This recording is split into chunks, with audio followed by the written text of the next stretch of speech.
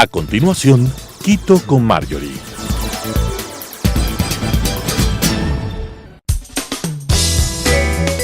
Clasificación A. Apto para todo público.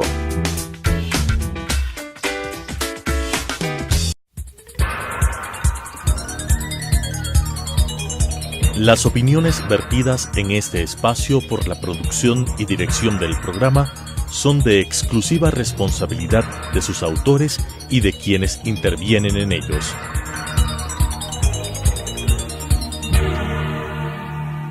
Telesucesos Canal 29 UHF presenta Quito con Marjorie, un programa en el que juntos recorreremos los barrios de Quito, principalmente lugares poco conocidos, para hablar con sus personajes que tienen historias de éxito, sueños y aspiraciones, con la conducción de Marjorie Chávez.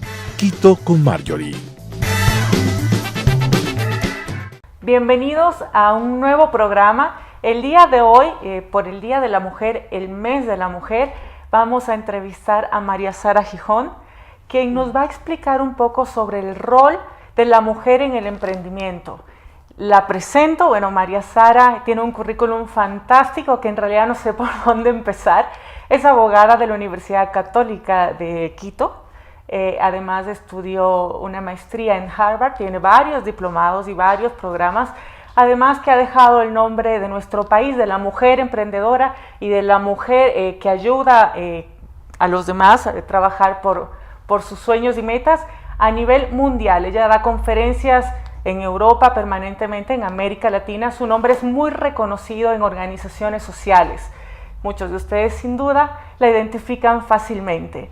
María Sara, muchas gracias por acompañarme el día de hoy. Estamos jueves, Día Internacional de la Mujer, y quisiera, además de conversar tu historia, que te voy a pedir que nos cuentes, ¿no? Para saber cómo una mujer quiteña llega a tener esta clara vocación de servicio que la ha llevado a tomar las decisiones laborales y emprendimientos en su vida.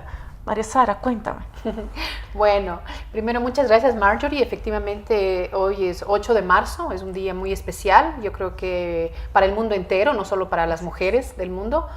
Y evidentemente es un día en el que celebramos a las mujeres, ¿no? Las mujeres, pero básicamente con una mirada de la mujer trabajadora, porque efectivamente estamos conmemorando un hecho un poco traumático, ¿no es cierto?, de muchas mujeres que lastimosamente fallecieron en una fábrica en donde ellas no tenían las condiciones, digamos, mínimas para trabajar bien, para trabajar con seguridad y con cuidado, y finalmente fallecieron, ¿no?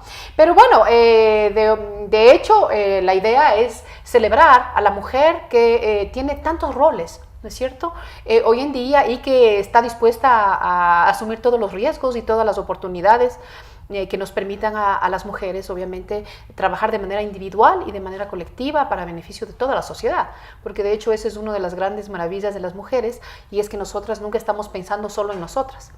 Todas las mujeres siempre estamos pensando en alguien más. Si no estamos pensando en hijos, ¿no es cierto?, las que tenemos la suerte de ser mamás, obviamente lo hacemos, pero inclusive si no eres mamá, tienes que estar pensando en alguien más. Estás pensando en tu pareja, estás pensando en tus padres, están pensando en tus hermanos. Es decir, aunque no tengamos la carga, entre comillas, de los hijos, estamos siempre ocupándonos de alguien más. Y dentro de ese contexto, evidentemente, estamos siempre buscando comunidad, cómo poder hacer un cambio, ¿no? Tener un impacto en la vida del resto, obviamente un impacto positivo. Entonces, bueno, sobre mí, ¿qué quieres que te cuente? ¿Cómo te involucras en causas sociales? Al leer tu currículum, claramente vemos tu vocación de servicio. Y bueno, además tienes mucha experiencia también en el sector privado, en la banca, has sido asesora de varias empresas nacionales e internacionales, has trabajado en muchos países. Le comentaba a manera de broma que tuve que agarrar el mapa para saber dónde estaban todos los países donde María Sara había trabajado. Además es políglota, habla 4 idiomas y ha trabajado desenvolviéndose con estas 4 lenguas, lo cual a mí me llamó muchísimo la atención. Pues es admirable que, a pesar de todas tus actividades, ser madre, hayas dedicado tiempo para ayudar a los demás. Sí, pues eso creo que me viene de nacimiento, ¿no? Y en realidad, ahorita pensándolo, ahora que me haces esta pregunta, porque nunca me han hecho esta pregunta, parece mentira. Y entonces, efectivamente, me pongo a pensar de dónde me nace esto de ayudar a los demás. Y creo que viene de la familia, ¿verdad? Yo tuve una tía abuela, ella ya falleció hace unos 5 años más o menos, una tía abuela que nunca se casó. ¿Ya? Ella era de las antiguas solteronas, digamos, ¿no es cierto?, de Quito, pero una mujer maravillosa. ¿Ya? El nombre de ella es María Piedad Calderón Viteri. Y fue una mujer, yo diría casi una santa, ¿no? Yo le comparo casi con esas santas antiguas, ¿no es cierto?, de la historia de la cristiandad. Ella fue una mujer muy devota, ¿no es cierto?, pero no era curuchupa, ¿no? Ella no quería imponer su mirada a otras personas, pero ella era muy creyente, rezaba mucho, pero no se quedaba solo con eso. Ella decía, el espíritu cristiano es ayudar a los demás. Entonces, para empezar, se pasó ayudando a todos los de la familia de ella, que eran bastantes, porque eran 11 hermanos, y entonces tenía muchos sobrinos, y siempre pues las dificultades de las familias están presentes, las dificultades económicas o de otra naturaleza, y aunque no le pidan, ella estaba ya ayudando digamos, a todos los sobrinos. A educarse, a tener oportunidades, a comprarse el primer carrito, a rentar una casita. Era la tía a la que todos recurrimos cuando teníamos una emergencia. Era la tía Pepe, pero no se quedaba con eso, la Pepecita, ¿no? Le decíamos así. Ella realmente siempre buscaba alguna causa social. Entonces, aparte de ayudar a la familia agrandada, porque realmente no tenía hijos, efectivamente siempre estaba buscando alguna oportunidad de ayuda. Entonces ella fue parte de una asociación que no recuerdo bien el nombre, pero era de damas católicas, pero eran todas profesionales. Entonces eran las damas profesionales católicas. Y estas damas, y creo que la mayoría eran solteras, se dedicaban básicamente a ayudar a gente, obviamente, que tenían dificultades, principalmente, asumo yo, que económicas, ¿no? Entonces yo creo que de ahí me vino, ¿no? Estudiar Derecho para focalizar quizás esta vocación. Sí, yo, bueno, a los 12 años decidí que quería estudiar Derecho, ¿ya? Y también a esa misma edad yo decidí que quería estudiar en Harvard. Entonces, porque era fanática de una serie de televisión que se llamaba Paper Chase, La cacería del diploma, que de hecho era una serie que nació primero siendo una película, y parece que fue un libro también. Entonces me parecía genial como estos estudiantes en esa época eran básicamente hombres, pero también había una que otra mujer que, digamos que tenían estas conversaciones sumamente interesantes, ¿no? A través de dialéctica y de otro tipo de mecanismos de diálogo que les permitían, obviamente, llegar a los resultados de los casos más difíciles. Y tenían un profesor, me acuerdo, creo que era Kingsley, el profesor, que era un profesor de esos que les hacía pensar mucho y les ponía siempre en cuestionamiento. Entonces, cuando yo finalmente, después de haber terminado el colegio, estudié en el colegio americano, acá en Quito, entré a la Universidad Católica. El rato que entré a la facultad, encontré un profesor parecido al profesor Kingsley. Estabas más motivada. Tuvimos varios profesores maravillosos, sí. Pero este en particular es el doctor Alberto Ray, con quien tuve la oportunidad de encontrarme en el avión, justamente. Sí, me encontré con él y cuando estaba yendo a Bogotá, el fin de semana estuve en Bogotá y ahí me encontré con Alberto Ray en el avión. Entonces, luego comentaremos el porqué de tu viaje a Bogotá, porque es una iniciativa en varios países que la comentaremos luego. Pero toda la historia de estudiar en Harvard, vuelves a Ecuador, bueno, pasaste por varios países también trabajando. Y en Ecuador empezaste a trabajar en el sector privado, entiendo, asesorando a empresas privadas, nacionales y extranjeras, en temas de control de lavado de activos. Bueno, ese es uno de los temas. Efectivamente, bueno, yo y vale la pena tal vez mencionar que yo nunca abandoné el tema social, porque mientras estudiaba Derecho, a mí me gustaba el Derecho Penal. Teóricamente, ya en la práctica es más difícil, y de hecho admiro a todos mis colegas que sí lo hacen. Yo me dediqué más que nada a ayudar en las cárceles. Ayudábamos en las cárceles, en el penal García Moreno que había en esa época, en la cárcel de mujeres, inclusive en el Instituto Profesional de Menores. Y trabajábamos con las personas que estaban detenidas o en la cárcel, o inclusive ya en prisión, los ayudábamos con sus casos, porque obviamente en esa época no había la Defensoría Pública. Y entonces los consultorios jurídicos gratuitos de la Católica apoyábamos los estudiantes con un profesor que era el doctor Orbe y algún otro profesor, ayudábamos a los presos porque ellos no tenían. Algunos no tenían ni fórmula de juicio. Imagínate, es decir, no habían iniciado sus procesos judiciales, estaban supuestamente detenidos y llevaban años, ¿no? Detención provisional y llevaban años en las cárceles. Entonces esos dramas humanos, obviamente, no estábamos solo cerca de los presos, sino de sus familias. Así es. Después tuve ocasión también de aportar desde la Confraternidad Carcelaria, que era una agrupación católica nuevamente, voluntaria, y seguimos trabajando con los presos en ayudarles. Ya te digo, algunos de esos tuvimos la ocasión de sacarles de la cárcel porque o ya habían cumplido su pena o estaban ahí sin ninguna prueba o evidencia de que efectivamente hayan cumplido un delito. Entonces, ¿Y cómo llegas a las organizaciones de mujeres? ¿Cómo empieza esta iniciativa y en qué momento de tu vida tú decides pues involucrarte con otras mujeres para ayudarlas a emprender o en dramas que todas de una u otra manera vivimos diariamente? Sí. Bueno, efectivamente, de hecho, yo no empecé directamente con mujeres, ¿no? Aunque siempre tuve el bichito de trabajar con mujeres, pero como que no cajaba eso, ni en la universidad ni en los primeros años, después de haber egresado de la facultad. Entonces, fue a raíz de mi regreso de Harvard justamente que tuve ocasión de trabajar en un banco, en el ABN AMRO Bank, banco que lastimosamente no está en el Ecuador. Ya se fue después de casi 40 años de estar en el país y justo un poco después de la crisis que sufrimos, ¿no es cierto?, como país, del 99-2000. Y en esa ocasión, a través del banco, tuve la ocasión de conocer de las microfinanzas. Las microfinanzas, que básicamente es el ofrecer servicios y productos financieros a personas normalmente sin servicios financieros, es decir, los desbancarizados, aquellos que nunca antes habían tenido ni una cuenta de ahorros, ni siquiera cuenta de ahorros, peor acceso al crédito, imagínate. Entonces, a través de las microfinanzas, que no solo es crédito, eso es importante, las microfinanzas no son solo crédito, también hay microcrédito, pero también hay un tema de ahorro, que es fundamental, y otros mecanismos como microseguros, que también son fundamentales para la gente, porque si no, están absolutamente descuidados, ¿no?, en caso de un riesgo que se presente.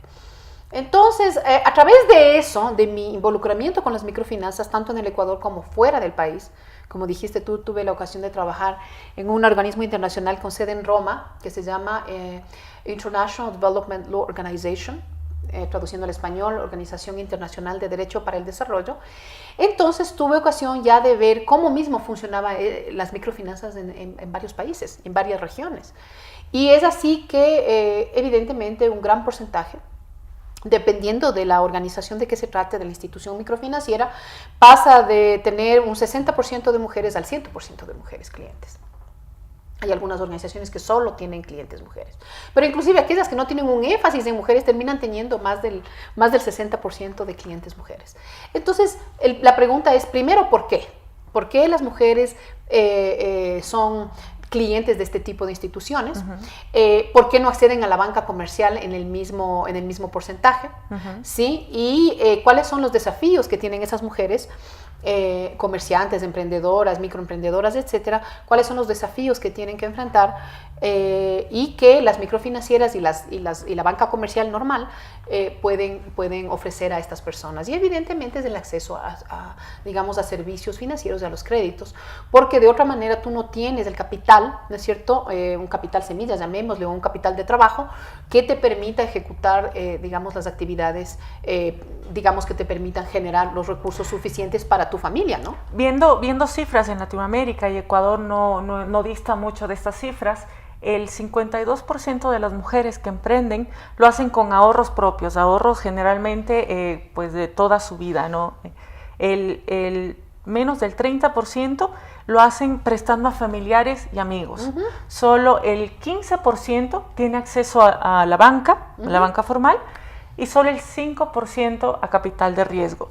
Cifras que son muy diferentes con los hombres que quieren emprender. Si bien hoy nuestra realidad afortunadamente ha cambiado y el motivo por el cual celebramos este día ya no es una realidad latente, no dejamos de tener que diariamente salir y demostrar al mundo con creces que sí podemos. ¿Cómo seguimos trabajando en este proceso? La organización de mujeres y distintas agrupaciones de la sociedad civil, como las que tú perteneces, han venido haciendo un gran trabajo. Pero, ¿qué pasos nos faltan a nivel nacional? Digamos, ¿qué políticas de apoyo podríamos y necesitamos tener para que esto pues sea escalable? Excelente pregunta. Mira, yo creo que una de las primeras cosas es que las mujeres dejemos el espacio meramente del hogar, es decir, que dejemos ese espacio privado y nos enfoquemos en lo público, ¿no es cierto? Entonces ese primer salto que básicamente implica tomar riesgos, ¿no es cierto? Tomar decisiones hacia afuera y no solamente dentro del hogar, es un primer paso importante, ¿no? Porque, ¿qué es lo que pasa? Existen varias razones para emprender, ¿no es cierto? Una de ellas es por oportunidad, otra es por vocación, o sea, hay gente que está emprendiendo todo el tiempo, son emprendedores seriales, ¿no es cierto? Y por necesidad. Y la tercera es por necesidad. Y en ese sentido, básicamente, muchísimas mujeres emprenden por necesidad, más que nada. No te digo que no lo hagan por vocación o por oportunidad, pero por necesidad es un porcentaje muy alto. No sé exactamente cuál es el porcentaje en el Ecuador, pero es muy alto. Entonces, en ese sentido, ¿qué pasa? Que la mujer que, como te digo, y ya mencionamos antes, siempre está hecho cargo de alguien, ¿no es cierto? O de los hijos, o de los hermanos, o de los padres, o de lo que sea, enfrenta el problema de tener que combinar, ¿no es cierto?, ese rol tradicional asignado a la mujer por cuestiones de género, de ser la cuidadora, ¿no es cierto?, de estar destinando muchísimas horas a la economía del cuidado. Está estudiado que la mujer dedica 4 horas promedio al día a actividades que no son remuneradas. Efectivamente. Y a veces son muchas más. Es decir, además, nuestro trabajo en la mayoría de las veces ni siquiera se registra en las cuentas nacionales, ¿no? Por este motivo. Sí, no se registra. También hay hombres, obviamente, que se dedican a la economía del cuidado, pero somos básicamente las mujeres quienes estamos en ese rol, digamos, de cuidar al resto de la comunidad. Pero el tema, como te decía, es poder combinar, poder tener un equilibrio adecuado, ¿no es cierto?, entre ese rol, ¿no es cierto?, tradicional e importante, obviamente, aunque no debería ser solamente de mujeres o primordialmente de mujeres, y el otro rol que es el rol también de mantenedoras, de proveedoras, ¿no? Y aunque no seamos las únicas mantenedoras proveedoras, es importante que si ya tenemos no solo una necesidad, sino una vocación, podamos combinarla con las otras actividades. Y es ahí en donde muchas mujeres obviamente escogen para poder seguir cuidando los hijos, para no estar siempre afuera, ¿no es cierto?, escogen emprendimientos que les permita esa combinación de una manera menos traumática, ¿no? Así es. Entonces, en ese sentido, claro, muchas mujeres se quedan en ese espacio más cercano al hogar, ¿no? Lo cual no está mal si esa es tu opción, pero si eso es la única posibilidad que tienes, entonces es complicado. Entonces, yo creo que desde un punto de vista de la política pública y desde un punto de vista de lo que los actores sociales, económicos y hasta culturales podemos hacer en nuestros territorios, es empezar a conversar, ¿no es cierto?, sobre qué es lo que podemos hacer. Y para eso involucrar a mujeres que ya estemos en la movida, ¿no es cierto?, y que podamos juntos, hombres y mujeres, ir definiendo aquellas políticas públicas que sean necesarias. Por ejemplo, para que las instituciones financieras y microfinancieras puedan desarrollar productos financieros, ¿no es cierto?, no solo crédito, pero varios tipos de productos financieros que se adapten, ¿no es cierto?, a las necesidades de todo tipo de emprendimientos. Así es. ¿No es cierto? Y no solo un tipo de emprendimiento. Políticas de flexibilización laboral para lograr incluir en el mercado laboral a estas mujeres que no tienen todo el tiempo. Sí, efectivamente, yo creo que uno de los grandes desafíos, no me gustaría llamarle flexibilización, porque esa palabra está estigmatizada. Tiene una connotación. Tal vez lo que yo quisiera, no usemos ese vocablo, tal vez simplemente pensar en otras formas no solo de contratación. De vinculación laboral. De vinculación, de contratación y de ejercicio mismo de trabajo. Es decir, fíjate, con las tecnologías de la información, organización, evidentemente las mujeres y los hombres podríamos trabajar desde la luna, inclusive digo yo, ¿no es cierto? Desde la cima del Pichincha, y siempre y cuando cumplamos los objetivos planteados. Entonces, lo importante es que tengamos esa ocasión y esa oportunidad de trabajar en distintas maneras, acomodando, ¿no es cierto?, nuestras necesidades a las necesidades de la organización de que se trate, ¿no es cierto?, del empleador del que se trate. Entonces, en ese sentido, ese podría ser uno de los temas. Otro tema, como te dije, ya es en el mundo financiero. Y otro tema que tendríamos que pensar, y eso tendría que ser algo, y le invito al señor presidente de la República y también a las personas que están en el Parlamento, y también a las personas que toman decisiones en nuestra ciudad, a que realmente pensemos, o sea, y seriamente, en maneras en que nosotros podamos crear un ecosistema, ¿no es cierto?, un ecosistema en nuestra ciudad y en nuestro país que permita que personas que tienen mucho dinero, ¿no es cierto?, y que en realidad es ocioso que ese dinero esté solamente en una cuenta de ahorros o en un time deposit, que esos dineros puedan efectivamente formar parte de varios tipos de fondos, ¿no es cierto?, de capital que puedan servir para apoyar a emprendedores, hombres y mujeres, ¿no? Hombres y mujeres emprendedores en distintas áreas, no solamente en las tradicionales, sino inclusive en nuevos sectores que tengan, digamos, un alto componente tecnológico, científico, por ejemplo. Y que sean perdurables en el tiempo, porque lamentablemente las estadísticas de nuestro país es que los emprendimientos no logran pasar muchas veces los 3 años, mucho menos los 6, y a los 9 la mayoría pues no lo logran, no logra establecerse como una empresa sólida.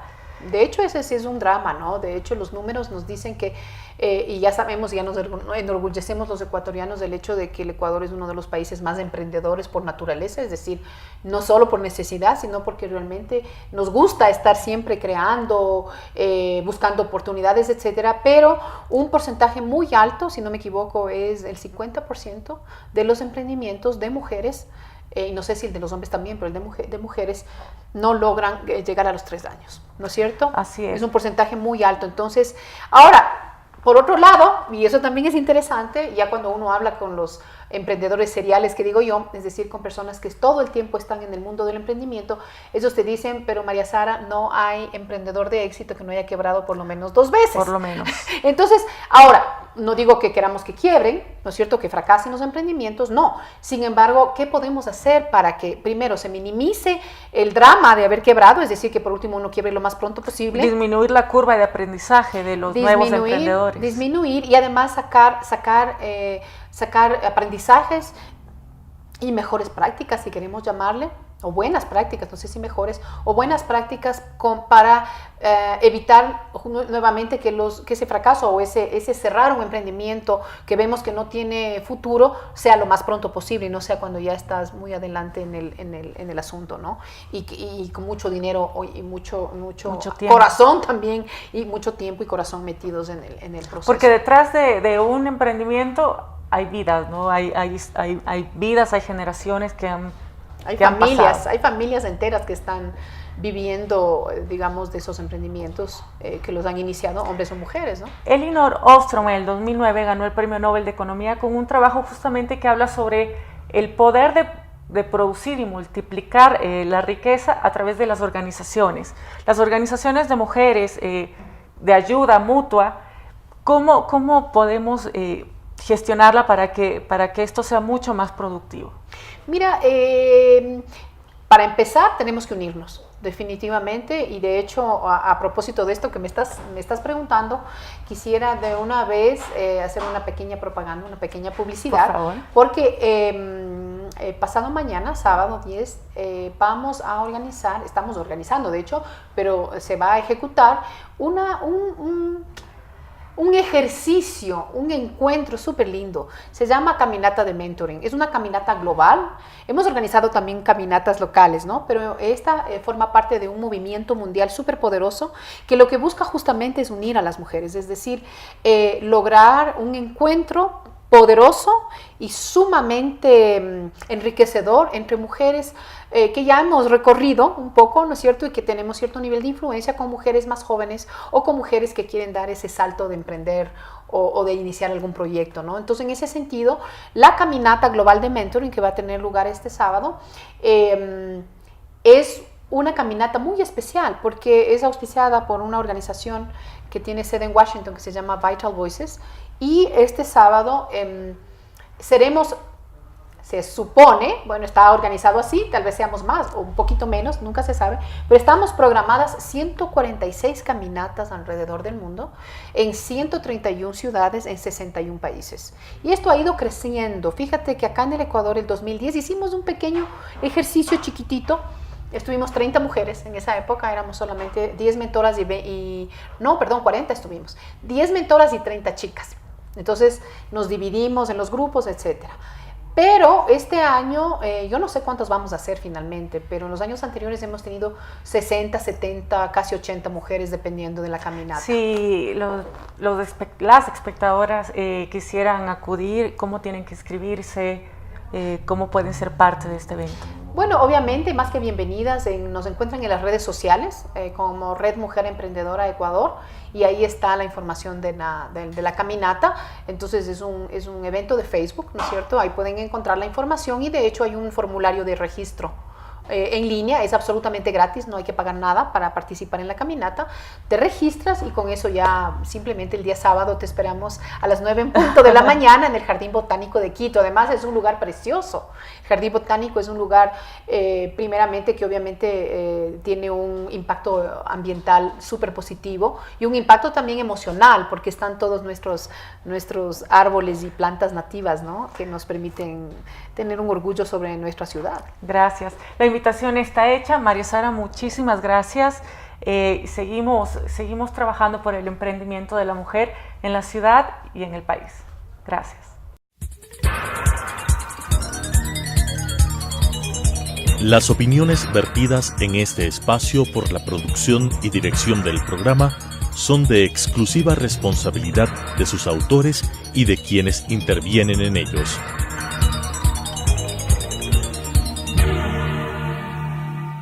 Telesucesos Canal 29 UHF presentó Quito con Marjorie, un programa en el que juntos recorreremos los barrios de Quito, principalmente lugares poco conocidos, para hablar con sus personajes que tienen historias de éxito, sueños y aspiraciones, con la conducción de Marjorie Chávez. Quito con Marjorie.